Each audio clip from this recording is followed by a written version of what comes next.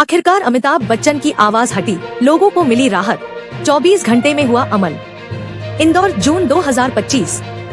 देश भर में मोबाइल फोन कॉल करने से पहले सुनाई देने वाली साइबर ठगी से जुड़ी चेतावनी वाली डायलर टोन अब बंद कर दी गई है। यह निर्णय केंद्रीय दूरसंचार मंत्रालय ने एक दिन में लिया और अगले ही दिन से इसे लागू भी कर दिया।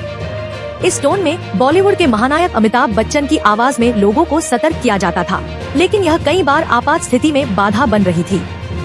यह मांग सबसे पहले इंदौर से उठी थी। पूर्व विधायक सुदर्शन गुप्ता ने अंतर्राष्ट्रीय योग दिवस के अवसर पर इंदौर आए केंद्रीय दूरसंचार मंत्री ज्योतिरादित्य सिंधिया से इस विषय पर शिकायत की थी। उन्होंने एयरपोर्ट पर स्वागत के दौरान ही सिंधिया को इस बाबत एक लिखित ज्ञापन सौंपा और कहा कि भले ही सरकार का यह प्रयास सराहनीय है, लेकिन इसका तरीका लोगों के लिए असुविधा का कारण बन रहा है। गुप्ता ने उदाहरण देते हुए बताया कि एक बार उन्होंने दुर्घटना स्थल पर एम्बुलेंस को कॉल करने की कोशिश की, लेकिन पहले डायलर टोन बजने के कारण कॉल में देरी हो गई। इस दौरान महत्वपूर्ण समय बर्बाद हो गया। उन्होंने यह भी बताया कि बुजुर्ग लोग और तकनीक से दूरी बनाए रखने वाले लोग भी इस टोन से परेशान हो रहे हैं। इस पर मंत्री सिंधिया ने सहमति जताई और तत्काल एक्शन लेते हुए ज्ञापन पर नोट लिख दिया। इसके अगले ही दिन सोमवार को दिल्ली में दूरसंचार मंत्रालय की बैठक में यह मुद्दा रखा गया, जहां इसे तुरंत स्वीकार कर लिया गया।